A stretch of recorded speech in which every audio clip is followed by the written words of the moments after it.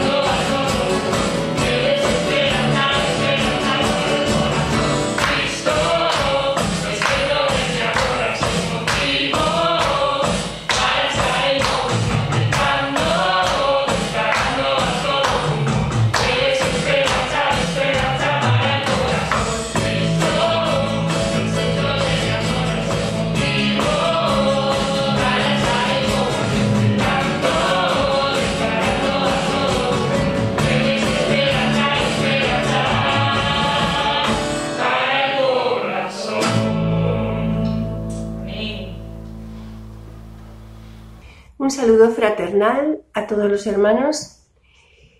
Vamos a tener una reflexión en el libro de Isaías, pero primero vamos a situar al profeta en el periodo tiempo histórico de la historia de Israel. Nosotros estamos estudiando el Antiguo Testamento en la Iglesia. En el libro de Génesis, que se da en los comienzos de la historia humana, también tenemos que Dios escogió a Abraham. Con Abraham surgen los patriarcas Isaac, Jacob, sus hijos como 12 tribus y el patriarca José. Una vez Dios los sacó de la esclavitud de Egipto en el libro de Éxodo, los llevó a través de Moisés por todo el desierto, para luego iniciar la entrada en la tierra de Canaán, la tierra prometida, con Josué. Después del gobierno de los jueces, Israel pidió un rey. Entonces entramos en la monarquía. Los 3 primeros reyes fue el primer rey Saúl, el rey amado David y el rey sabio Salomón. Y después de esto, el reino de Israel se divide en 2. En el norte, 10 tribus que llegaron a llamarse el reino de Israel, y en el sur, 2 tribus, Benjamín y Judá, que se llamó el reino de Judá, porque quisieron ser fieles al linaje del rey David.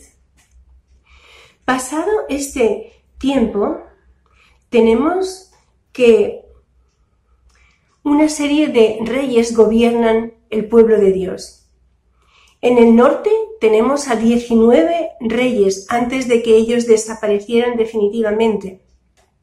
Ninguno de ellos se sometió a Dios. De los 19, ninguno. En el sur fueron 20. De esos 20 reyes, solamente 7 se sujetaron a lo que Dios decía y seguían al Señor. Isaías inicia su ministerio en el sur, en el reino de Judá. Miqueas, que es otro de los profetas, en este caso un profeta menor, es contemporáneo de Isaías.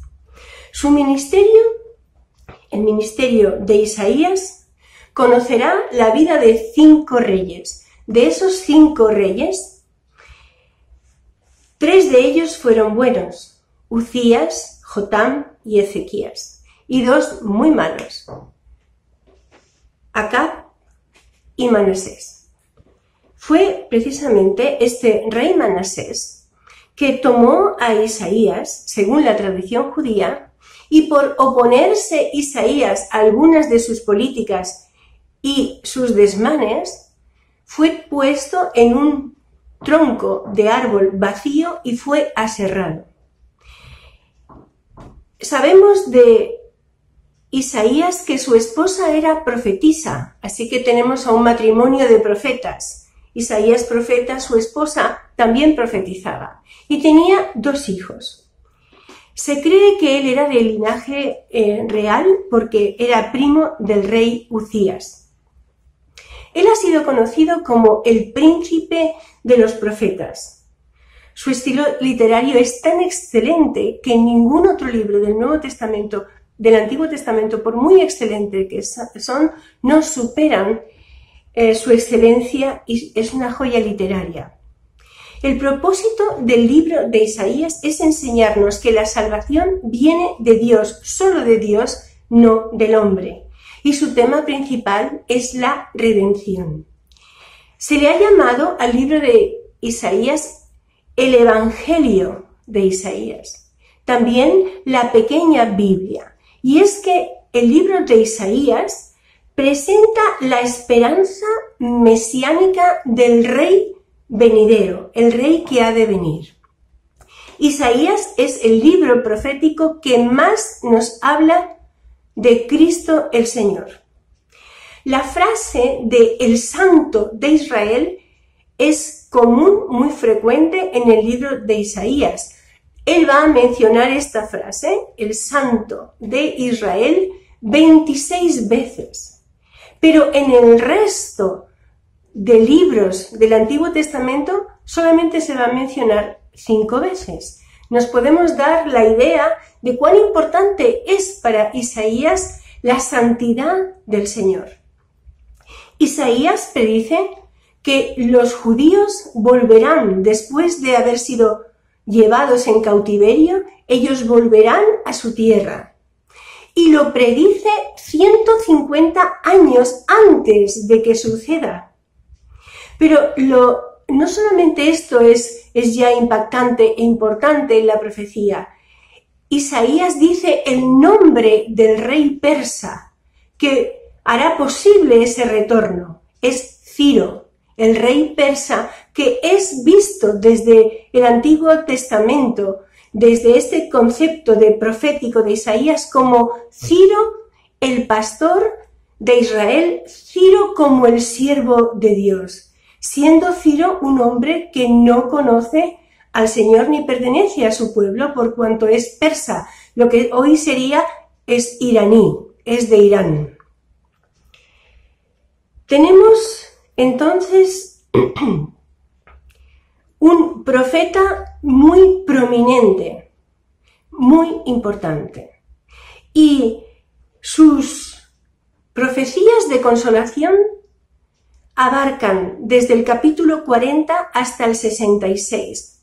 Inicialmente, desde el 1 al 40, son juicios y razones por los cuales el pueblo iba a ser castigado, iba a ser sometido por sus enemigos. Pero a partir del capítulo 40 hasta el 66, como he dicho, son profecías de consolación. Por tanto, ya ahora sí vamos a entrar en el texto que tenemos para meditar en el día de hoy, que se encuentra en Isaías capítulo 50.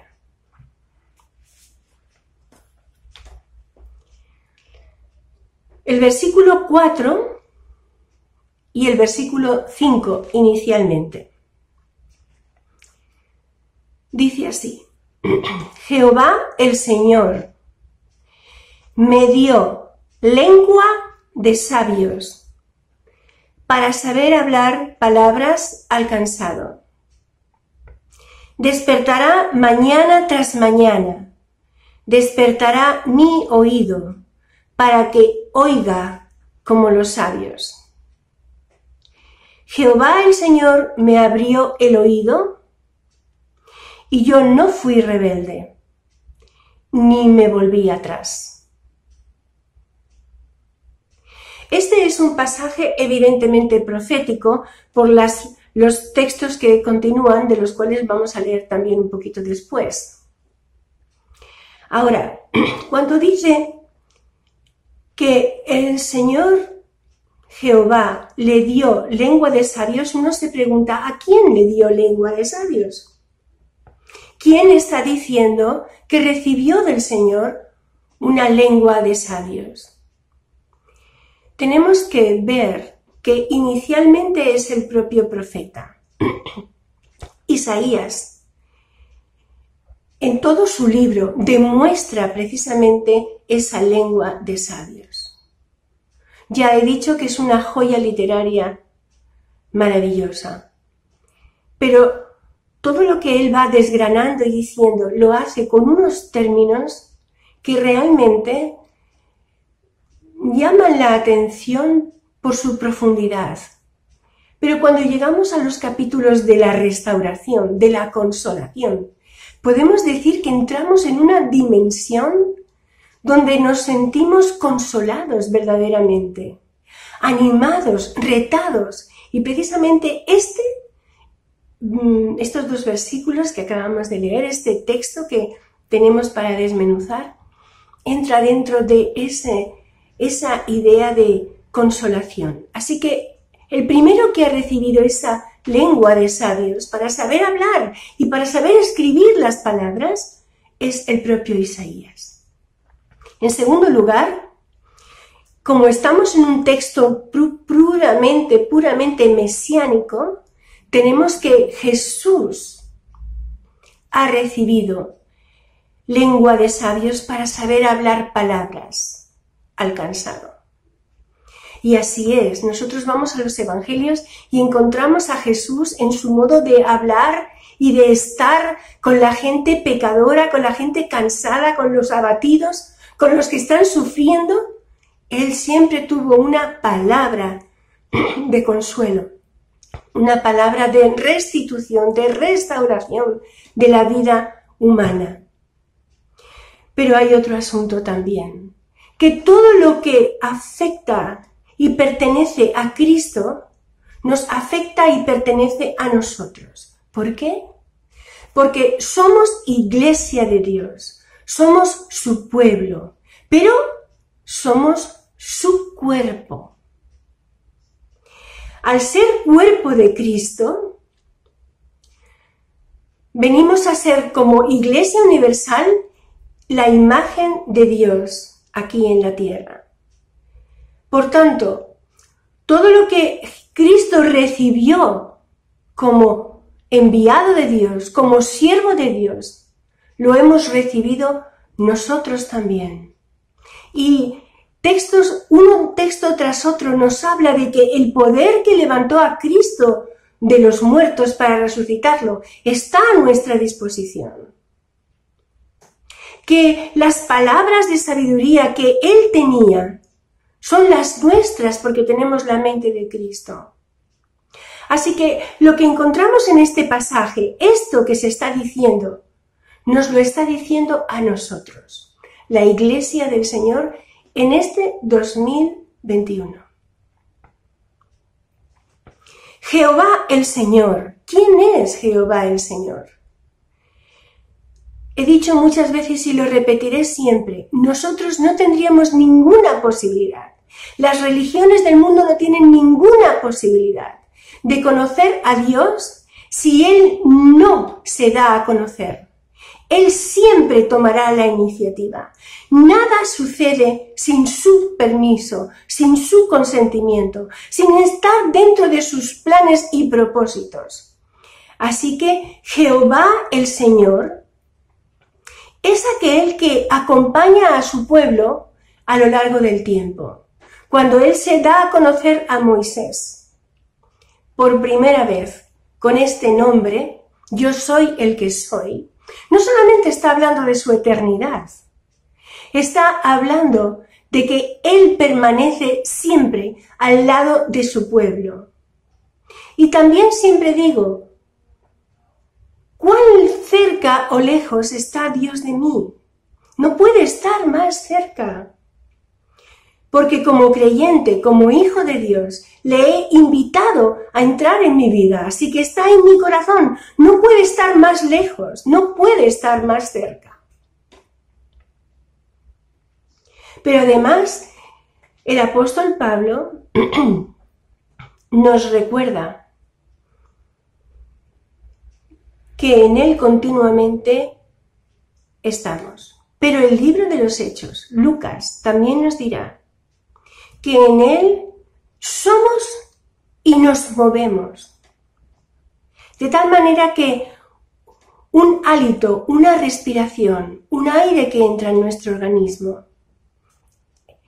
lleva la impronta de Dios mismo. Dios está muy cerca de nosotros.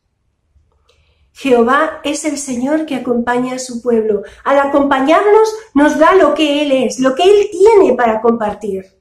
Y nos ha dado, dice, me dio. No es algo que yo obtengo por mí mismo, porque soy inteligente, porque estoy educado, porque me he esforzado. Es algo que se me ha concedido, se me ha dado. Jehová el Señor me dio. Dice, lengua de sabios. ¿Por qué lengua de sabios?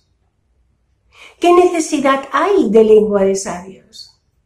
Bueno, prende la televisión y ves haciendo canal tras canal y vas a ver la necesidad de una lengua de sabios porque estamos escuchando continuamente cosas que no tienen la sabiduría y mucho menos la sabiduría de Dios y los planteamientos de Dios y el conocimiento de Dios. Lengua de sabios es aquella que es capaz de socorrer. El concepto fundamental es una lengua que está en sazón, quiere decir, es una lengua que ha madurado. Y la idea del sazón es cuando en la agricultura una tierra está preparada para ser cultivada y recibir la semilla. Así que tenemos una tierra que está en su momento álgido de producción, de propósito y de maduración. Esa es la lengua de los sabios. La lengua de los sabios es aquella que se adecúa a la situación que estamos pasando. Y qué importante es, todos percibimos eso. Cuando alguien nos habla en una situación, muchas veces vemos, vaya palabra, qué ajustada al momento, o qué ajustada a la necesidad o a la realidad de lo que se está viviendo o necesitando. La palabra del sabio siempre caerá en el momento preciso. Y el Señor es así. Las palabras del Señor no son por hablar. Cuando Él habla, no solamente habla verdad, sino que es una palabra madurada en precisión, en sazón, para socorrer, para edificar. La Iglesia está llamada a dar palabra de edificación, de socorro. Dice lengua de sabios, para saber hablar, para saber hablar. Creo que todos tenemos que aprender a saber hablar. El Señor necesitamos que nos dé esa clase de lengua para saber hablar las palabras que son necesarias. Dice al cansado. ¿Y quién es el cansado? Bueno, vivir cansa, de hecho, ¿no? Todos nos sentimos en ciertos momentos con esa debilidad. Y a medida que van pasando los años también sentimos una debilidad física. Eso es de normal. El cansancio forma parte natural de la vida. Pero el cansancio que aquí se menciona no es el natural de la vida, que también lo implica, pero va más allá. El cansancio es aquel estado de desánimo, de decaimiento. Alcanza a la depresión. Es un cansancio también no solamente anímico, sino también espiritual. El cansancio del alma. Esto que está llevando a mucha gente en el día de hoy a suicidarse. En España, 10 personas por día, dicen las estadísticas. Bueno, eso de lo que se deja saber. Pero cuánto cansancio. Cuando el Señor mira la tierra, ve cansancio. Ve un hormiguero lleno de gente moviéndose continuamente, tremendamente cansada, físicamente o almáticamente o espiritualmente. Así que la llamada profética es a hablar las palabras al cansado. Pero no son palabras cualquiera, es una lengua de sabios para saber hablar palabras al cansado. Ahora, ¿cómo se consigue esto? ¿Cómo lo ha recibido? ¿Cómo lo ha recibido Jesús como Mesías, prototipo del hombre perfecto, nuestro hermano mayor, aquel a cual nosotros estamos llamados a seguir? ¿Cómo lo recibió él? ¿Y cómo lo recibió el mismo Isaías? Y por tanto, ¿cómo recibimos nosotros esta lengua de sabios para hablar las palabras precisas y que socorran al que está en esta situación? Lo dice aquí en el mismo versículo. Despertará mañana tras mañana. Así que es como aquel maestro que hace levantar a sus discípulos, a sus alumnos, desde muy temprano, para que mañana tras mañana ellos vayan aprendiendo. Ahora, el Señor quiere llamarnos así, quiere despertarnos así, quiere encontrarnos así. Y es importante esto de mañana tras mañana. Oye, mira, que la lengua de sabios tú no la vas a tener ni en un día ni en dos. Es mañana tras mañana. Porque la necesidad es diaria y el encuentro con personas que están cansadas también es diario. No solamente te tienes que renovar tú en tu propio cansancio, sino que tus palabras han de ser las necesarias para el cansado. Mañana tras mañana, porque dice, despertará mi oído para que oiga como los sabios. ¿Y de dónde oye? Oye del Señor. Porque el Señor es el sabio de los sabios. Dice, Él es Rey de reyes, Señor de señores, pero Él es sabio de los sabios. La sabiduría, la inteligencia, la prudencia están con Él. Y Él nos permite a nosotros entrar en una dimensión de conocimiento de sus palabras. Palabras de sabiduría que alcanzan al cansado, al necesitado. Pero ha de ser mañana tras mañana. Dice, para que oiga como los sabios. Es que tú te des a ti mismo la oportunidad, a ti y al Señor, de ser enseñado como una persona sabia por otro que es más sabio que tú, el Señor. Da la idea fundamental esto de que la persona, Isaías, luego el Mesías y luego la Iglesia toda, va a ser informada acerca del deber que tiene. Esto es una encomienda. Es un propósito de vida. Dar palabras de sabiduría.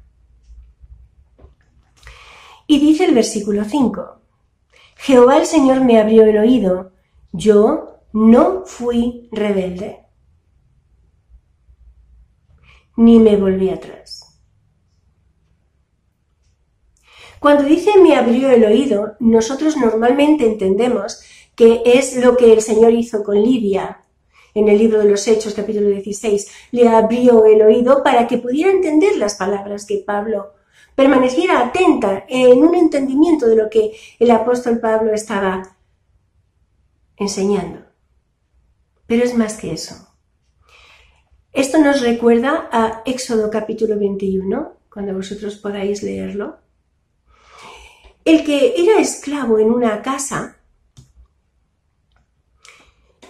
después de 6 años de trabajo, el dueño debía dejarlo libre. Si él era hebreo, debía dejarlo libre. Ahora, pudiera ser que el que estaba como siervo, como esclavo, no quisiera salir porque amara a su señor y amara a la familia que hubiera tenido y sus compañeros. En ese caso, si él no estaba dispuesto a marcharse, que podía hacerlo, entonces se cogía el oído de la persona, del siervo, y se le horadaba. Se le colocaba cerca de una puerta y se le perforaba, se le horadaba. Y eso era la señal de que él era un siervo que pertenecía permanentemente para el resto de sus días a ese dueño. Esto es lo que está diciendo el texto aquí. Esto es lo que dice Isaías de él mismo. El Señor me abrió, me horadó el oído. El Mesías dice, sí, Jehová el Señor me horadó el oído y pertenezco a Él permanentemente, como su siervo permanentemente. Y esto es a lo que la Iglesia está llamada y cada uno de nosotros permanentemente vamos a estar sirviendo al Señor porque hemos de voluntad querido. En el versículo 6 y el 7 dice, di mi cuerpo a los heridores y mis mejillas a los que me mesaban la barba. No escondí mi rostro de injurias y disputos. Porque el Señor, Jehová, me ayudará. Por tanto, no me avergoncé. Por eso puse mi rostro como un pedernal y sé que no seré avergonzado. Este texto claramente, el versículo 6, di mi cuerpo a los heridores y mis mejillas a los que tiraban, mesaban, es que querían arrancarle la barba. Así que sabemos que el Mesías tenía barba, porque querían arrancársela. Es un texto completo, mesiánico, acerca de lo que le iba a suceder al Señor. No escondí mi rostro de injurias y disputos. ¿Por qué no lo escondió? ¿Por qué se colocó en esa posición? Es porque él se propuso resueltamente a no retraerse de su obra de amor. No lo hizo Isaías. Murió aserrado dentro de un tronco de un árbol. A sus 80 años. Era un anciano cuando murió. 60 años siendo un ministro, un siervo de Dios. Para morir metido en un tronco de un árbol cuando alguien te cierre. Pero ¿qué podemos decir del Mesías? Sabemos de sus sufrimientos. Él estuvo dispuesto a no retraerse de esa obra de amor. Y no tuvo vergüenza. Y no tuvo temor al sufrimiento. Y esto me dice a mí, ¿por qué la Iglesia, nosotros, no llevamos más adelante el reino de Dios? Reconozco que muchas veces, la gran mayoría de las veces, no tenemos esta disposición. Nosotros no hemos dado, dice, di mi cuerpo. ¿A qué damos nosotros nuestro cuerpo? A enfrentarnos a alguien y darles esas palabras de sabiduría para levantarlo, para edificarlo, porque eso es lo que Jesús hacía. El resultado que él va a obtener es heridas, injurias, esputos. Y nosotros no evangelizamos más porque no queremos vernos en esa situación. Nosotros no edificamos más, no vamos más, porque no queremos entregar nuestro cuerpo a esas situaciones. La Iglesia necesita reconocer que tiene un llamado profético y que tiene una acción que llevar a cabo como siervo. Igual que lo hizo Isaías, igual que lo hizo el Mesías, así está llamada la Iglesia. Dice, por eso puse mi rostro como un pedernal. El pedernal es una piedra de sílice, que es una de las piedras muy duras. Él puso ese rostro en esa dureza, en esa firmeza de determinación. No habría nada que lo sacara de esa determinación de dar palabras al cansado, edificar, levantar, construir al otro.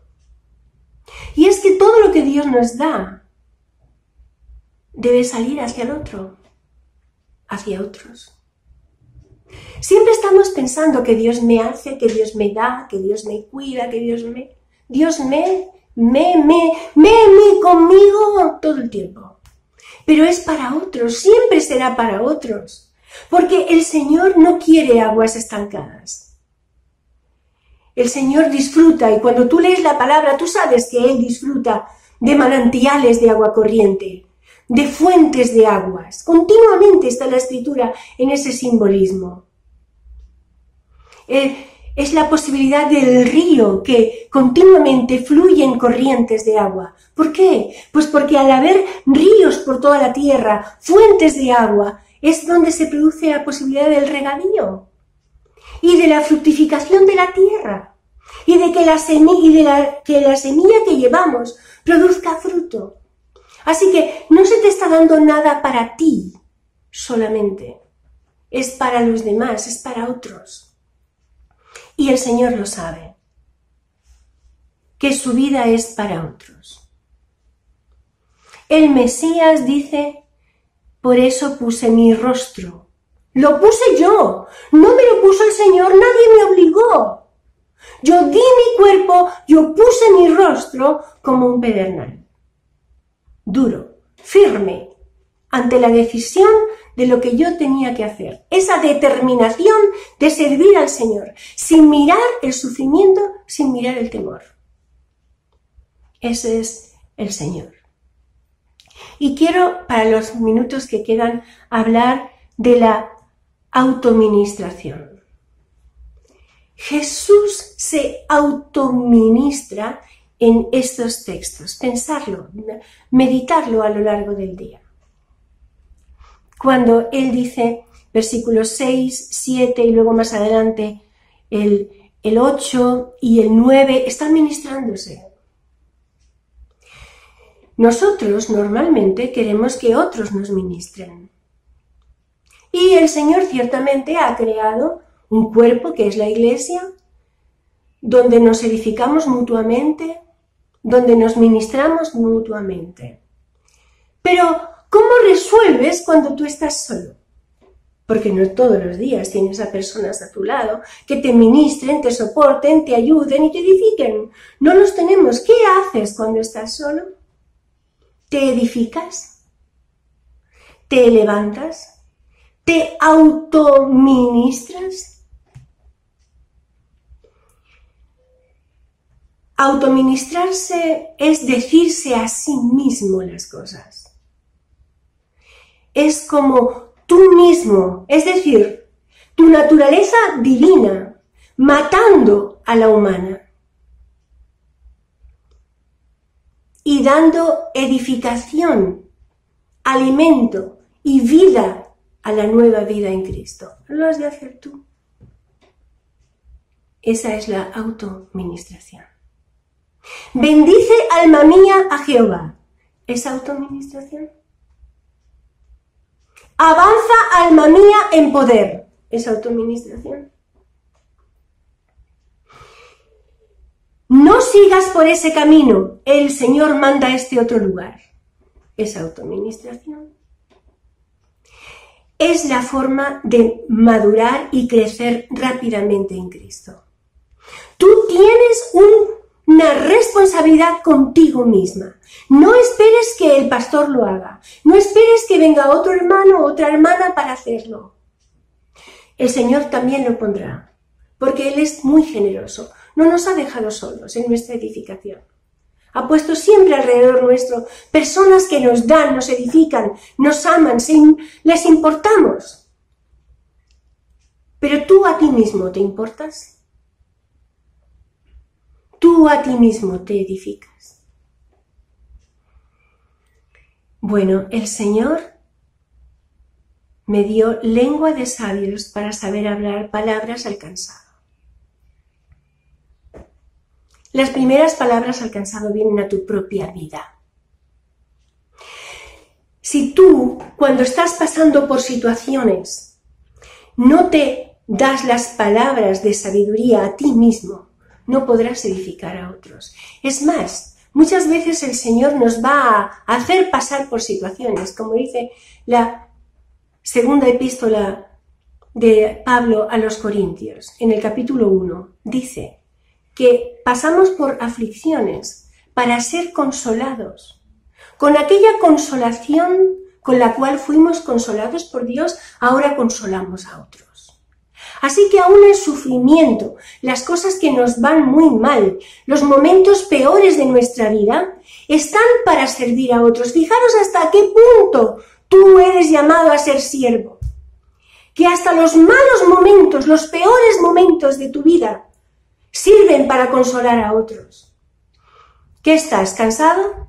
Es para ti y para otros. Esto que estás pasando es para que una vez consolado y levantado seas capaz y sepas edificar y levantar a otros. ¿Estás pasando por una depresión? ¿Has perdido a un hijo? Y tantas otras situaciones de la vida continuamente vienen a madurarnos y a que seamos capaces de, habiendo sido consolados por Dios, habiendo sido enseñados mañana tras mañana, las palabras de sabiduría vienen primero a nuestra vida y de ahí, como un río, fluye hacia la vida de los demás. Ese es el llamado que Dios tiene para ti y para mí. Os quiero. Adiós. Historias de la Biblia. El buen samaritano.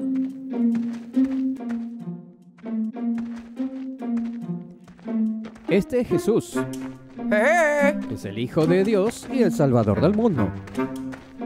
Cuando Jesús estaba en la tierra, Él quería que todos supieran lo que Dios pensaba acerca de las cosas, así que tomó cada oportunidad para enseñar a las personas sobre el corazón de Dios.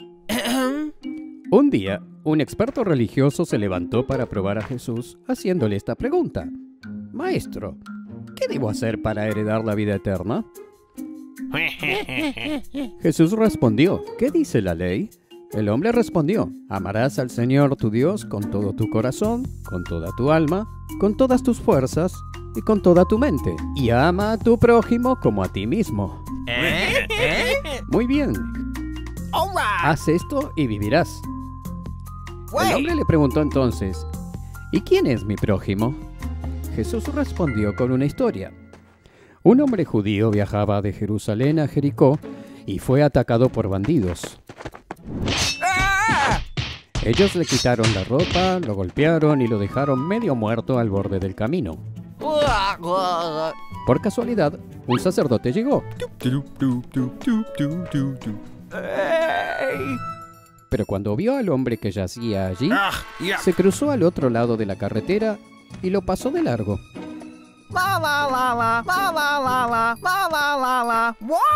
Otro hombre que trabajaba en el templo, que era llamado un levita, se acercó y lo vio allí tirado.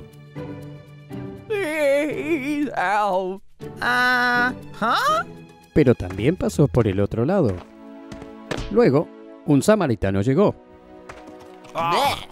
Los samaritanos eran odiados por los judíos, quienes los veían como gente inferior y los judíos no interactuaban con ellos. Pero cuando el samaritano vio al hombre, sintió compasión por él. Yendo hacia él, el samaritano calmó sus heridas con aceite de olivo y vino y se las vendó.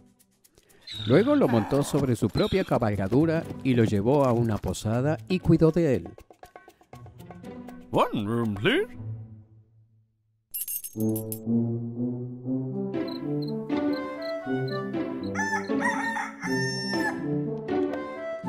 Al día siguiente le entregó al posadero 2 monedas de plata, diciéndole, «Cuida de este hombre. Si sus gastos son más altos que esto, te voy a pagar la próxima vez que esté aquí». Ahora, de estos 3, ¿quién dirías que fue un prójimo del hombre que fue atacado por bandidos? El hombre respondió, el que tuvo compasión de él. Entonces Jesús dijo, sí, ahora ve y haz tú lo mismo.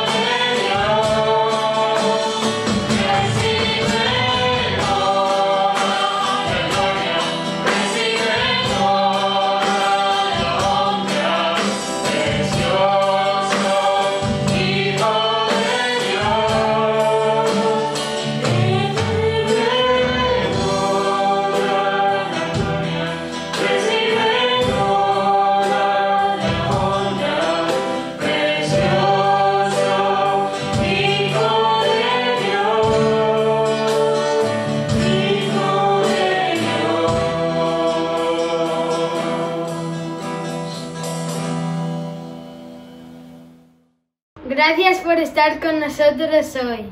Si a alguien le interesa dar una ofrenda, recuerda que se puede dar online o se puede pasar por la iglesia durante la semana.